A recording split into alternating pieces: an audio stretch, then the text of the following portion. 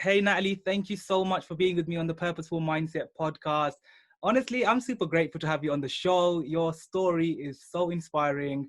I was like itching to get you on the show for like a month now, and I know we scheduled it. And honestly, I've just been so excited. And as always, my listeners already know, I'm just going to shut up and I want to hear Natalie's top 5 life lessons that you think throughout your journey so far has really impacted your life, your kids' lives, your family, and just everyone around you. I really want to learn what your top 5 life lessons are. So I want to just get straight into it. Oh my goodness, thank you so much. I really appreciate this format because I have so many things that I feel really have helped me. And it's not just throughout my whole life, but really in this phase that we're in right now, it applies. And I think the benefit to me, if I can say benefit, is, I've been through things, so I know what I need to do to come through it. And I think when we're in this current pandemic that we're all collectively experiencing, I'm really tapping into some of those things. So really what I've done, and I think it's evolved, and that's the important thing here, is that, some of these things I've definitely tweaked along the way, but what it really comes down to, the first thing is my routine. I just truly am a firm believer that when you have a routine and you can establish consistency in your life, you can really navigate all the things and you can be in alignment with what is happening. I think a lot of people say, oh, I'm in a rut, or, I just can't get out of this kind of feeling that I'm in. And I always say, well, what's your routine look like? Because I know for myself, when my routine is off, I am just a mess. I can't seem to get anything working the way I want to. So I do give myself grace. And I think one thing I can say is during quarantine, everyone was really thrown off because everyone's routine was just halted, immediately halted. Kids were at home, we were homeschooling, nobody could go to the gym, you couldn't do all the things that you were used to doing. And for me, that really was what I felt first and foremost. And so I think what I did really quickly at the beginning of all this was readjust my routine. And this is the thing, these things are fluid. We don't have to lock them in. We really just need to figure out what it is that serves us and just make time for them. And so I really, really just believe that through consistency, we can achieve all the things that we want to achieve, and we can just have a different perspective when we're looking at everything that we're experiencing. So my morning routine is just like sacred to me. Now it's shifted a little bit. It doesn't start at 5 a.m. anymore because I'm not having to rush out the door in the morning. So there's a little more flexibility there, which is great because with all of the stress that we're all going through, sleep is a bit of an issue. So, we're realigning, and it's now incorporating a lot of my family activities within that. So morning routine, nightly routine, just so, so important. And that leads me to the second point, which is non-negotiables, determining what those are. And the reason it follows is because my non-negotiables are tied to my routines. So whatever that looks like, it can be your 2, 3, 5 things that you just, in a day, no matter what happens, what are they? What do you need to get done to feel like you've been successful today? And I know it sounds really cliche, but I'm going to say it anyways, but you cannot pour from an empty cup. It's just, it's the truth. And I think as for myself, being a mother and doing all of the different things, if I don't serve me first, I'm really not much good to anybody else. And this has taken a lot of time, trial and error. But I tie my really important things into my morning routine because it's before anyone else is usually up in the morning. It's usually before anyone else needs me for anything. And I just feel like I've set my intentions for the day. I've done the things that really serve me, that keep me in alignment with my purpose. And I feel like I can then execute the rest of my day. And these two things in connection with each other they almost build this consistency and habit within you that then you can take and apply to your goals as well. It's that same structure, that same mindset that's really going to help you to look at any issue, any goal, and just approach it with a different perspective. So those two things really, I feel, have helped me stay on task, helped me to gain the perspective during kind of crazy times, especially this one we're in right now, and just really make me intentional with my energy and my time, and make me feel like I am accomplishing the things that I need to do.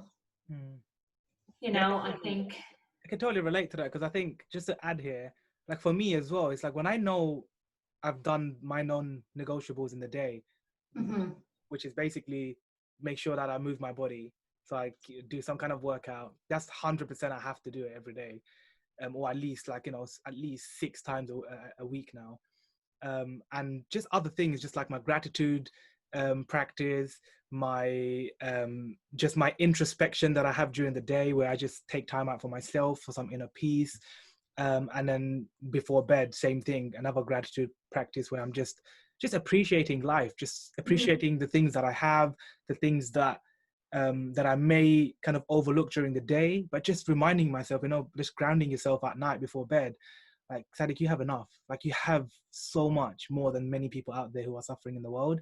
So just be grateful for everything, your phone, your clothes. Like, I go so deep and so extreme, but I think it's important. Absolutely. I mean, my non-negotiables are very similar to yours.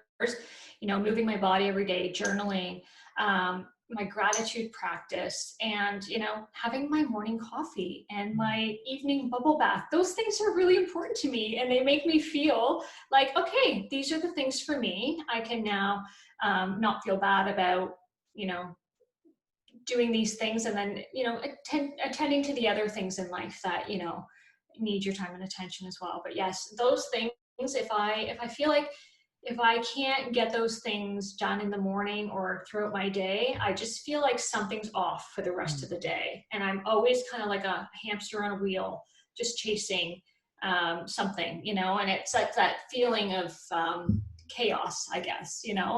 And so it's super important. It's not something I always did. And once I figured it out, it was just like an epiphany. Yeah. For sure.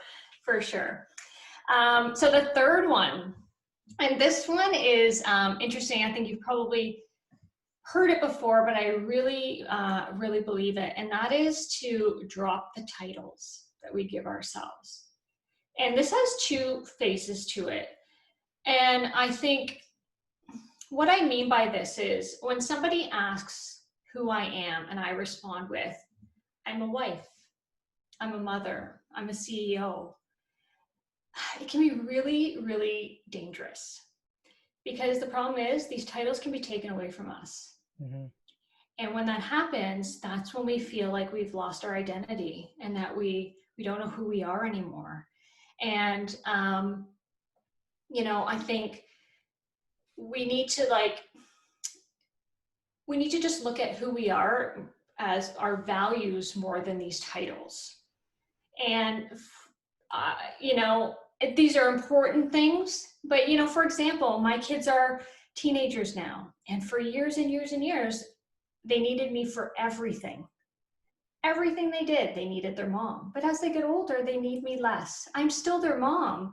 But when you feel like your identity is to be mom to everybody, and then they don't need you, it's really a crisis that you go through. Yeah. And I think this is just where it's really dangerous for us to hold on to these items, these titles.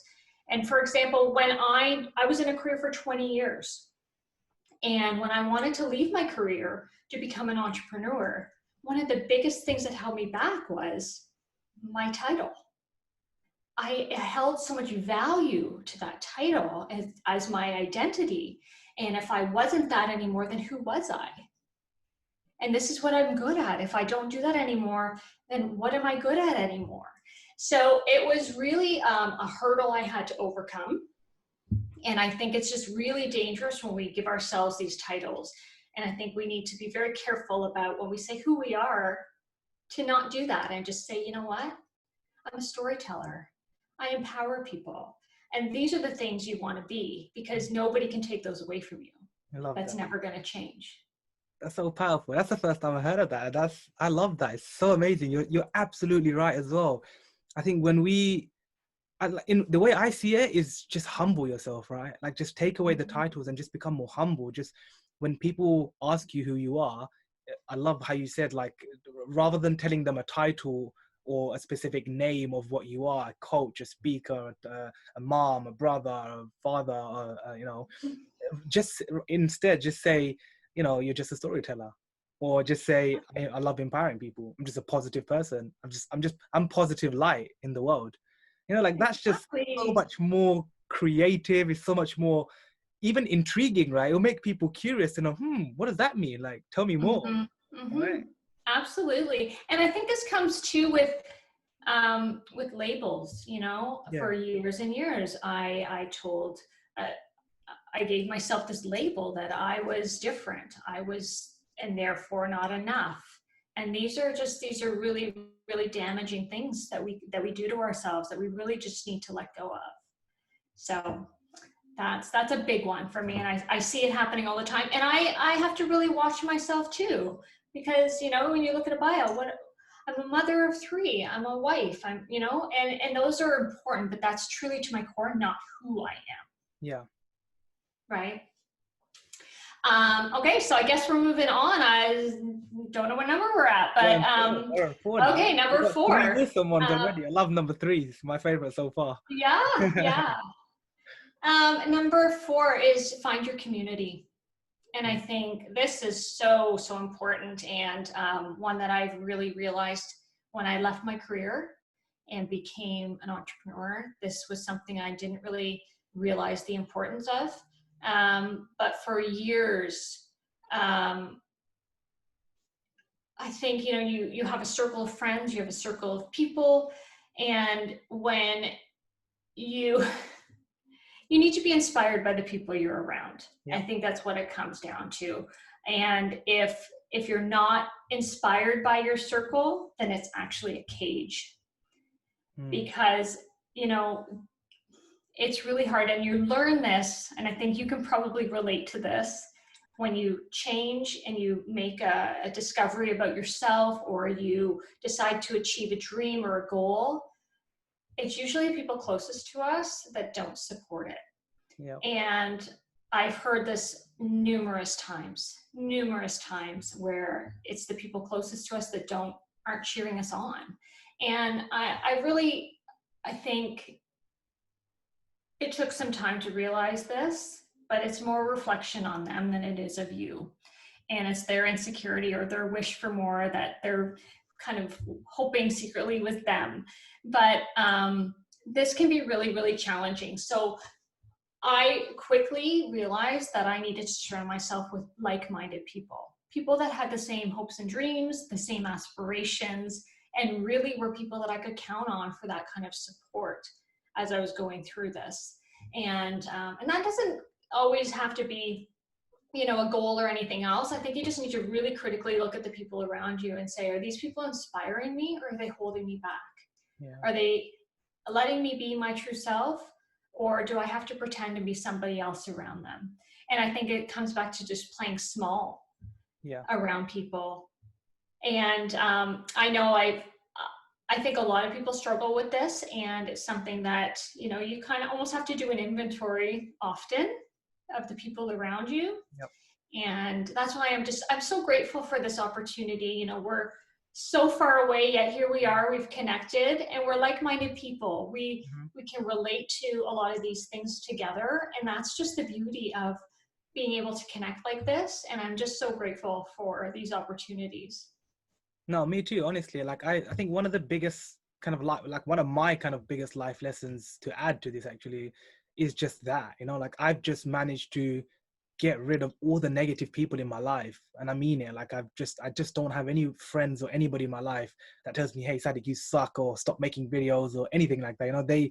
Every single person that I have in my life right now are encouraging me to just go and give it your all. We can't wait to see you on more stages, Sadie. We can't wait till COVID is over so you can start like doing more speaking and grow your coaching business. We can't wait to see your success. And like that cheering on, that encouragement from others is what fulfills us, is what keeps us inspired and motivated to just take action every day, right?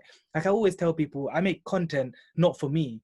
I make it for everybody else in the world because I've already experienced these things and I've lived it, and I never share things that I haven't lived. So the things that I share in my content, the reason why I never have a script is because it's pure passion. Like it's my life. I went through this. Even when I did my TEDx talk, I created that structure a week before. I don't know if I told you this, but No. yeah, so my structure, like my presentation that you saw in the video, like that was the Saturday before. So my TEDx was on a Friday. The Saturday before that, I just sat down for 3 hours to create it, literally like 8 pages it was, or 9 pages, and all of them were just pictures and some words. And because I was like, I just need that structure there. But on the day of the event, I'm just gonna be myself and just tell my story, tell the lessons and the things that I think is holding most people back from taking action in their life. Because I've done it. I'm like, why do I need a script or some kind of I don't know, like, notes and stuff for something that I've lived for the past 6 years, right? Absolutely. It's just so much more authentic when it comes from that place. And I think that's amazing that you did that. I probably would have planned and oh my Everybody gosh, does. probably overthought it.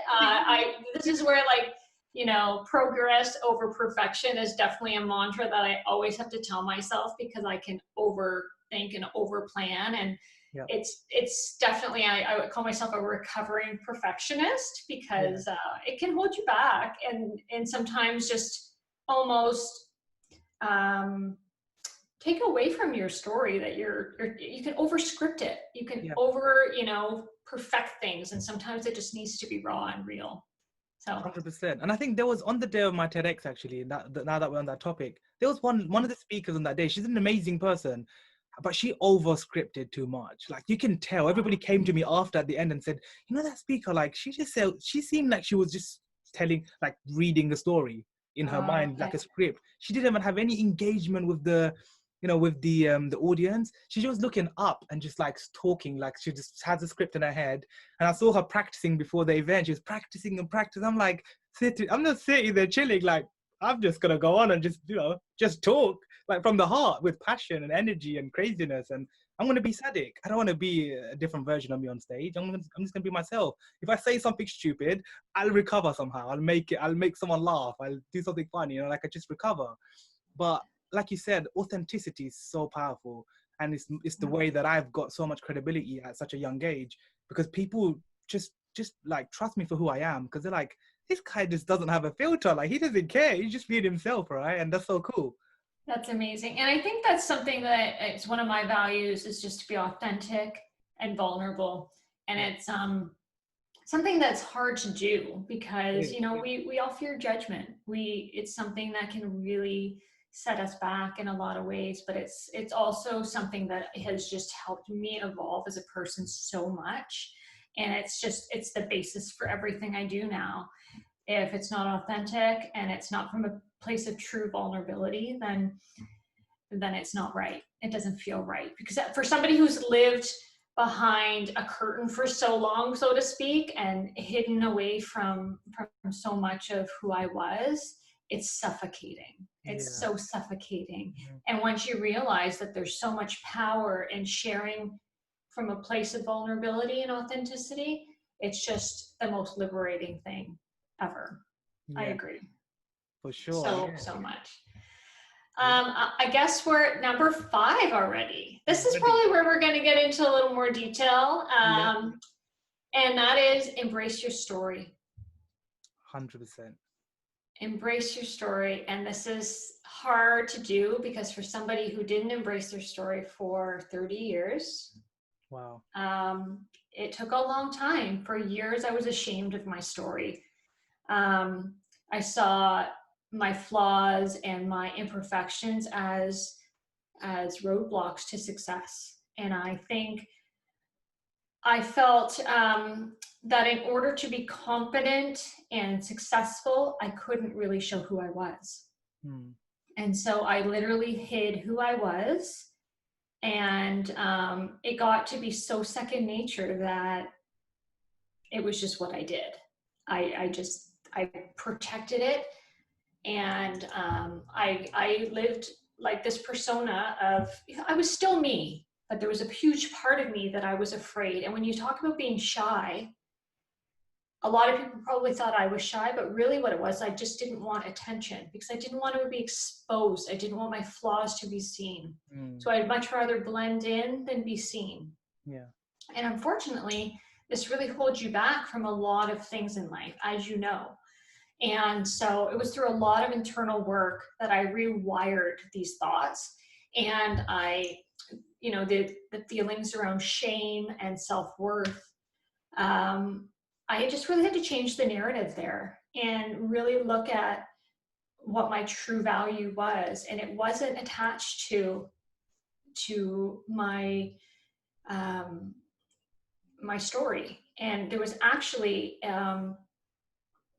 it was like an epiphany where I realized that all the pain and the trauma that I had experienced and overcome was actually my greatest gift. And really, once I peeled back all of the layers of that and I could really see it for what it was like my purpose just became crystal clear. And honestly, it has just been such a journey to really share it and realize that it is through a lot of the pain that we go through and overcome that we find our purpose and that we really become just so clear on what it is that we're here to do. And I would say that this has various aspects to it, but in sharing this story, my personal story, I've met people like Carrie, who went through a very similar procedure that I went through. And it's our shared experience now that has connected us. And it's so beautiful because it was something that I was just like, I'm not going to talk about this. This is just not something I'm going to share. But I know that when you stand in your truth, you give others permission to do the same. Yeah. You empower them. Yeah. And it's honestly, now I would say for something I spent years trying to protect, now I just want to stand on stages and scream it. Yeah. I want to share it. I want to, if it helps one person, if there's one young girl that I can just speak to and say, you don't need to be ashamed of who you are. You need to embrace who you are. This is your unique gift to the world. You need to share it and you need to live it. You have one life. Don't let it hold you back. And it took me a really long time. But I truly believe that we come through these different phases of our lives and there's a time for everything. And, here I am and I have 3 kids that it's really important that I teach them the same lesson and they can see it through me that, we're all beautiful, we're all unique, and we all have something to give this world and share with this world, and nothing should be hidden away. Love that. So that's so inspiring and so beautiful. I have a question. So out of curiosity, what to help more people out there listening or watching right now, what exactly, you said you did some internal work, right? What do you think that really made an impact that you did? Was it like me? Like, did you just go and involve yourself in personal growth, or did you get a coach or a therapist, or like how exactly was it that you really got over that way of thinking where you were, kind of just hiding away from the world and not embracing the story? Mm-hmm. I think it was a progression of things. Professional development, personal development has always been a big resource. And I think it's the stories of other people that inspire you and make you feel less alone, that you can resonate with. It's those in coordination with just that deep inner work and realizing, what your strengths are, and all of the different things in coordination together. But I think one of the biggest turning points for me was having my kids. And I know we're not going into my story. It's all out there for people to find. But it's largely connected to being born with a rare condition where one side of my body is larger than the other. Everything from my neck down. So I literally covered myself for my entire life, including for my husband didn't know for the first 7 years of our marriage. Oh, wow. Maybe not 7. I don't, not 7, maybe. I don't know. I've lost track. And honestly, it was having my kids and realizing I am worrying about getting in a swimming pool with my kids. I'm worrying about walking on a beach with my kids. These are memories that we're building that I'm really I'm not enjoying them. I'm more afraid of what I might expose myself to. And really, I think it just got to the point of exhaustion, to the point of, I don't want to hide anymore. I want to live my life for my kids. I want to show my kids. I mean, it would break my heart to think that my kids were feeling this about themselves. So I think it was all of these different moments in life that just make you realize what is important. And I think I also just needed to do a lot of growth internally to know that I am confident, Mm-hmm. I am capable, I am enough, and this doesn't define me. This doesn't make me a bad mom. This doesn't make me a bad wife. This doesn't make me a bad person. I can still be, successful. All of these things. So I think once I really just broke it all down and finally just stopped hiding and realized that the ground didn't open up and swallow me, and that life goes on, and it's just so much more freeing to not carry this burden around anymore. Yeah. And to realize that life is just so short and we can't take a day for granted. We have to just live every day of our life, just to its fullest, and not really just, again, those labels, those titles, don't let them define us. Powerful. I'm just listening. The silence was there because I was like taking it in. It's so good, so deep, and in kind of introspective. Because I think a lot of people don't have conversations like this, which is why their mind isn't very stimulating of the facts, where they're really thinking deep about their life. They always just, how are you? How's your day? Just like boring question. When I meet people, I'm just like, hey, like, what are you up to that's exciting in your life? And suddenly they're like, no one's ever asked me that before. Sadiq, you asked me that. Like, why did you ask me that? The other day I met a girl in a coffee shop, and I just asked her, just out of curiosity, super random, like she's working as a barista, and I just asked her, hey, if you could do anything in the world and not work here, what would you do? Just out of curiosity, just super curious, like, what would you do?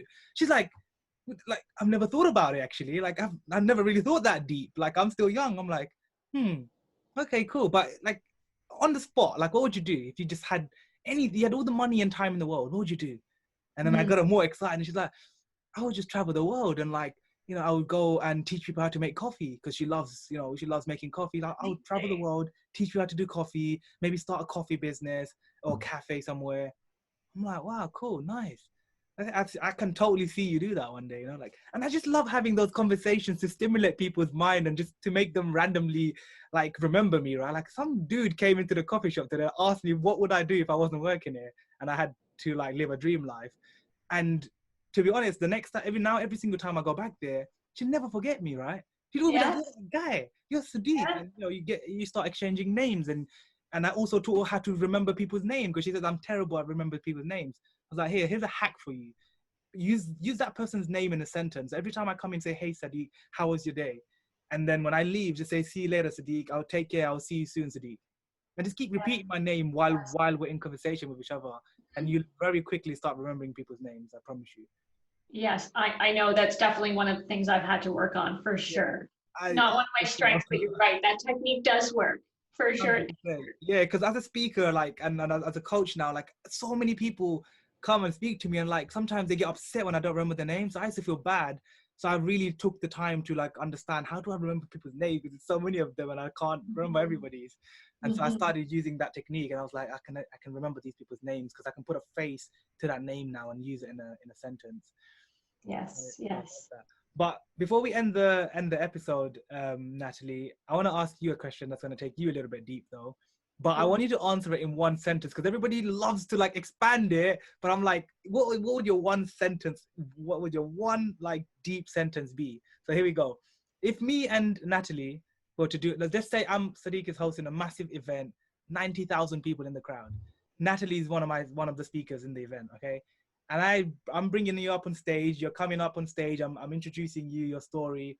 Then you come up on the stage, and I asked you at the end of your talk, hey Natalie, what's the one sentence that you leave everybody in this stadium right now, 90,000 of them? What's the one sentence you leave all of them with to think about, to introspect on, to really dive deep into their life and just leave them curious to go and think about? What would that one sentence be? Wow. I did say it's going to be deep, right? Okay. I think what I would say is don't be afraid to fail. Our failures are often, lessons and stepping stones towards like our greater purpose. And as hard as it can be in the moment, sometimes we don't see it until much later on. But if you embrace it and you learn from it and you move forward, these can be some of the most important moments of your life. I think that's what I would say. That's more than one sentence. I realize that. The crowd will go wild, like just silence, pin drop, like, wow, amazing. I love that. That really made you think, right? So you like embrace yourself and really like, what would I say? I would because I think just to be very transparent and honest, this time during COVID has really taught me this. I had to close my business as a result of COVID. And it wasn't because I struggled with, oh my gosh, like I planned for everything except a pandemic. Yeah. And it wasn't that my business wasn't successful. It wasn't that my business wasn't a great business and didn't serve a lot of people. It was that during this time right now, it's just not going to work. It's not sustainable during a pandemic. So I saw this as a failure at first. But when I really dug deep and I could reflect on this, I looked at the people that I've met, the opportunities that I've had, and the inner growth that I've experienced through this time has taught me more about myself than it has about business. Wow. And I really feel like I am the person I need to be now to go on to this next stage of my life and to reach these next goals that I have. Mm-hmm. And it really has nothing to do with my business. Yeah. So it's that reflection and the appreciation and understanding that, and I always say this, I don't think that everything happens for a reason, but I think there's a lesson to be learned from everything we go through. Everything we go through. And we're going to repeat some of these mistakes over and over again until we learn the lesson we're meant to learn. And I have been through a number of things that have taught me this, and this is no different. This time that we're experiencing right now is no different. We're going to come through this. We're all going to come through this. It's just how we choose to come through it that really matters.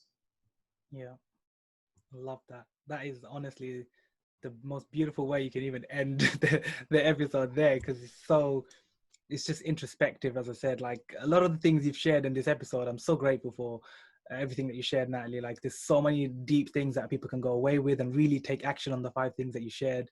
I mean, I've just sat here and just listened and learned so much from you.